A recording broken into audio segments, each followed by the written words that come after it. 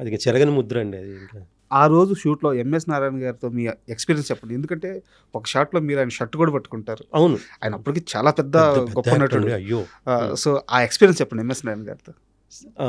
అయితే ఆ రోజు ఫస్ట్ రోజండి ఆయనతో యాక్ట్ చేయటం నేను ఎంఎస్ గారితో. దాని ముందు రోజు కూడా ఒక సీన్ చేసాం. కాకపోతే హ్మ్. ఆ రోజు నైట్ ఎఫెక్ట్ సీను. అది 2 డేస్ ప్లాన్ చేశారండి శ్రీను ఇట్లా యాక్చువల్‌గా. ఓకే. 2 డేస్ ప్లాన్ చేశారు. అది కూడా ఒక ఇక్కడ మన ఖైరతాబాద్ దగ్గరలోనే ఇక్కడ ఒక పెంట్ హౌస్. హ్మ్. వెనక ట్రైన్ ఎళ్ళేది కనపడతా ఉంటది. అది సోమాజిగూడ దగ్గర ఎక్కడో ఒక పెంట్ హౌస్‌లో అవును. షూట్ చేసాం. మా బ్యాచ్‌లో మా రూమ్ సీన్స్ అన్నీ అక్కడ చేసాం. అయితే అక్కడ చేసాం. ఆ రోజు చెప్పారు ఇది పెద్ద సీను. ఇది 2 డేస్ అనుకుంటున్నారన్నట్టు తెలిసింది నాకు. హ్మ్. సరే ఓకే. ఎళ్ళాము. ఎంఎస్ నారాయణ గారి కాంబినేషను. డైలాగులు చాలా ఉన్నాయి. మీకెక్కువనే ఇంకా. ఎక్కువున్నాయి. ఆ! సీన్‌లో డైలాగులన్నీ నాకే ఒక పాట పాడతాను. హ్మ్. ఒక స్టోరీ చెప్తుంటాను. అది చేస్తుంటా. ఈలోపు ఆయన వస్తారు. అవును. ఈలోపు తలుపేసేయండ్రా అంటాం. మళ్ళీ ఆయన కాంబినేషను. ఇయన్నీ ఉన్నాయి. సో, ఫస్ట్ ఏదైతే ఉందో అదంతా రౌండ్ ట్రయలీ అండి. అవును. మీరు మాట్లాడుకునేదంతా ఒక స్టోరీ చెప్తా ఉంటే అంతా రౌండ్ ట్రయలీ. ఇది బాగా ప్రిపేర్ అయ్యానండి నేను ఫస్ట్. ఎందుకంటే ఎంఎస్ గారు కాంబినేషన్ చేయాలి. ఇది ఇంత పెద్ద షాటు, లెంగ్తీ డైలాగ్స్ ఉన్నాయి. నా వల్ల వన్ మోర్ అవ్వకూడదు. హ్మ్. అప్పుడు ఫిల్మ్ కదండీ. అదొకటి నాకు అవును. నాకు నా ఫీలింగ్ ఏంటంటే నేను సింగిల్ టేక్‌లో చేసే ఆర్టిస్ట్ అనిపించుకోవాలి. హ్మ్. అది నాకు ఆ కసండి. సో, బాగా ప్రిపేర్ అయ్యాం. అయిపోయింది. ఒక టేక్ అయింది. ఓకే. రెండో టేక్ అది ఓకే అయిపోయింది. ఆ షాట్ అయిపోయింది. ఈలోపు ఎంఎస్ గారి ఎంట్రీ, ఆయన కాంబినేషను.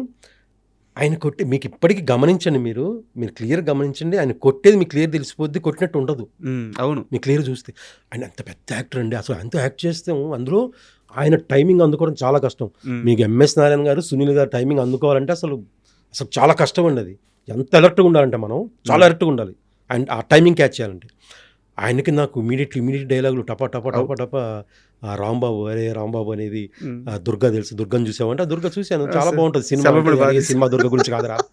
నా నా నా గర్ల్ ఫ్రెండ్ దుర్గ గురించి. ఆమె ఎవరు అంటే ఆ టైమింగ్ అందుకోవాలి గదా! అవును. అది ముందే బాగా ప్రాక్టీస్ చేసారు. నేను బాగా ప్రాక్టీస్ చేసుకున్నాను. బ్రెయిన్‌లో ప్రాక్టీస్ చేసుకుని బాగా టేకు అది కూడా ఎంఎస్ గారు ఆయన సింగిల్ టేక్ అండి ఆయన టపా టపా టపా టపా అసలు 2 రోజులు అనుకున్న సీన్ ఒక రోజులో అయిపోయింది ఆ సీన్. హ్మ్.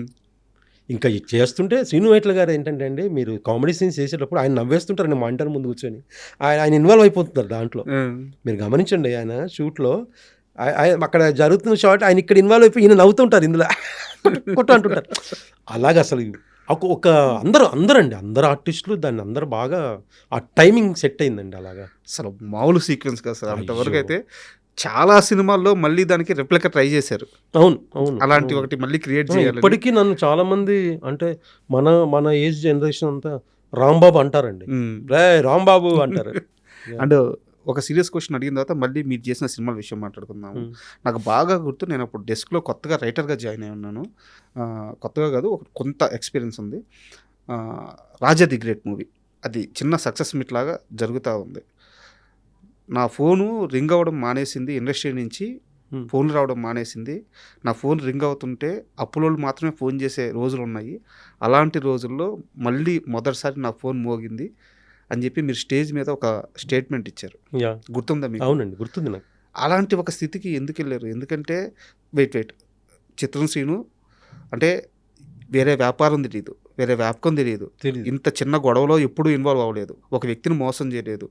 ఆహ్, ఏ ఏ తప్పు చేయని చిత్రం శ్రీనుకి అలాంటి ఒక ఫేజ్ ఎందుకొచ్చింది?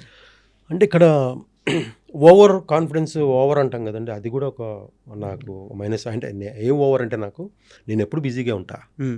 నేను మంచి ఆర్టిస్ట్‌ని గదా! పొగరు. ఒప్పుకుంటారా మీరిది? ఆ! ఒప్పుకుంటా అండి. ఆబ్వియస్లీ నేను ఒప్పుకుంటా. హ్మ్. అది నేను అలా ఓవర్ కాన్ఫిడెన్స్ అవ్వటం వల్లే జరిగింది. హ్మ్. నేనెప్పుడు బిజీగా ఉంటా. ఇయాలొచ్చింది ఇయాల ఖర్చు పెట్టేస్తే ఏంటి? రేపు మళ్ళీ ఇంకో సినిమా వస్తది. నేను ఎప్పుడు బిజీగా ఉంటా అనేవాడిని ఫ్రెండ్స్‌తో. హ్మ్. మీరు నమ్మరండి 'రాజు కనకాల' గారు కనపడితే అంటే ఇది డిస్కషన్ ఇప్పుడు చేయొచ్చో లేదో 'రాజు కనకాల' గారు నేను ఒక చోట ల్యాండ్ చూసాను కొంటున్నాను బావ అంటాం. హ్మ్. నువ్వు కూడా కొను అనేసిను అంటే నేనన్నా ఏంటి బావ ఎక్కడ చూసావు అన్నా. అప్పుడు మణికొండ అని ఒక ఏరియా. హ్మ్. నేను అన్న మాట చెప్తే ఇప్పుడు ఇది అంటే ఓవర్ అంటారండి. నేను ఎందుకు అలా ఉన్నానని తర్వాత అనిపిస్తుంది. బావ నేను మణికొండలో ఉండాలా? హ్మ్. చిరంజీవి గారు ఎక్కడుంటారు? జూబ్లీ హిల్స్‌లో ఇల్లు కొంటా హ్మ్. అనేవాడిని. హ్మ్. ఎందుకంత ఓవర్ చేశాను అని అంటే నాలో లోపల నాకు నేనే నేను ఇప్పుడు బిజీగా ఉంటా. నేను ఇంకా గోల్ కొడతా ఇంకా. అది ఎప్పుడు ఉండొద్దండి లైఫ్‌లో. ఉంటాయి అప్ అండ్ డౌన్స్ అని తర్వాత తెలుసుకున్నా. తెలీదు ఏజ్ తక్కువ. ఏజ్ తక్కువ తెలీదు ఓవర్ కాన్ఫిడెన్స్. అందుకే ఉన్నప్పుడు దాన్ని దాచుకోవాలి. హ్మ్. దాన్ని సేవ్ చేసుకోవాలి. దాన్ని ఎలా ఇన్వెస్ట్ చేసుకోవాలి. తర్వాత లైఫ్ ఎలా ఉంటుందని మనం ముందు చెప్పలేం. అది తెలియదండి. అది మన చేతిలో ఉండదు. మనం ఒకటే చేయాలి, కష్టపడి హార్డ్ వర్క్ చేసుకోవాలి, దేవుడిని నమ్ముకోవాలి, కష్టపడి పని ఏదనుకున్నా దాన్నే దేవుడు అనుకుని నమ్ముకొని ముందుకెళ్ళాలి. అదొకటే చేయాలి తప్ప నేను ఎప్పుడు ఇదే స్థితిలో ఉంటా అనుకుంటే అది రాంగ్. బట్ మీ విషయంలో బ్యూటీ ఏంటంటే మీరు ఏ రోజు కూడా పనిని అశ్రద్ధ చేయలేదు. లేదండి. సో ఛాన్స్లు ఉన్నా లేకపోయినా బాడీని కరెక్ట్గా మెయింటైన్ చేసుకుంటూ వచ్చారు, హెల్తీగా ఉంటూ వచ్చారు, సినిమా అవకాశాల కోసం తిరుగుతూనే వచ్చారు, తిరుగుతూనే ఉన్నాను. నేను ఇప్పటికీ తిరుగుతానండి. కష్టపడుతూనే ఉన్నారు. Yeah. ఆ విషయంలో మాత్రం మీ మీద zero complaints. So mind set అనేది చిన్న ఏజ్లో వచ్చిన నేను ప్రాబ్లం. అది నేను అలా లేదండి. నేను మధ్యలో ఖాళీకి కూడా ఉండొద్దు. నేను వర్క్ అడుగుతానండి. ఏం ప్రాబ్లం లేదు. నాకు చాలాసార్లు మన వేణు గారు, ధనరాజు గారు, మేమందరం ఈవెంట్స్ కూడా తీసుకెళ్ళేవాళ్ళండి నన్ను తీసుకెళ్ళాను. నాకు ఫోన్ చేసి అన్న రండి ఈవెంట్స్కి వెళ్దాం అని తీసుకెళ్ళి నాకు అంటే ఫైనాన్షియల్గా నాకు అక్కడి నుంచి కూడా ఆ తర్వాత మళ్ళీ వేణుగారే నాకు జబర్దస్త్లో నేను చేస్తున్నానన్నా మీరు రండి అంటే నేను వెళ్ళి జాయిన్ అయ్యాను. జబర్దస్త్ చేశాను కొన్ని రోజులు. నాకు అక్కడ నడిచింది. అలాగా నాకు నాగిరెడ్డి గారిని నాగతేజ అని వాడు జబర్దస్త్లో చేసేవాడండి. ఆడు ఇప్పటికీ నన్ను ఈవెంట్స్ పిలుస్తాడన్నాడు. నాకు చాలా రోజులు చాలా ఈవెంట్స్ ఇచ్చాడండి. చాలా ఈవెంట్స్ నాకు చాలా హెల్ప్ అయింది. అవన్నీ నాకు ఫైనాన్షియల్గా హెల్ప్. ఆ తర్వాత చిట్టిబాబు అని ఫ్రెండ్ ఉన్నాడు. వాడు ఈవెంట్స్ చెప్పేవాడు. ఈవెంట్స్ మీద చాలా రోజులు బతికానండి నేను. చాలా నడిపి అంటే ఇండస్ట్రీ ఆ ఈవెంట్స్ వచ్చిన డబ్బులతోనే మళ్ళీ నేను సేవ్ చేసుకోవాలి. మళ్ళీ తిరగాలి ఆఫీస్లో, మళ్ళీ డైరెక్టర్ని కలవాలి, మళ్ళీ ఏం కాదు ఉంటుంది స్ట్రగుల్. వచ్చినప్పుడు ఉంది కదా అలాగే మళ్ళీ తిరుగుదాను, మళ్ళీ స్ట్రగుల్, మళ్ళీ తిరిగానండి. బాగా తిరిగానండి. బాగా మళ్ళీ నేను సెకండ్ టైం తిరగటం ఏంటి అని నాలో నేను ఎప్పుడు అనుకోలేదు. తిరగాలి, అవును డౌన్ ఫేజ్ ఉంది, ఏం కాదు తిరుగుదాం, మళ్ళీ గోల్ కొడదాం. ఈసారి గోల్ కొట్టాడు మాత్రం ఓవర్ కాన్ఫిడెన్స్ వద్దు, ఏమొద్దు, క్రమశిక్షణతో జాగ్రత్తగా ఉండాలి. ఇది మాత్రం అవసరం అండి.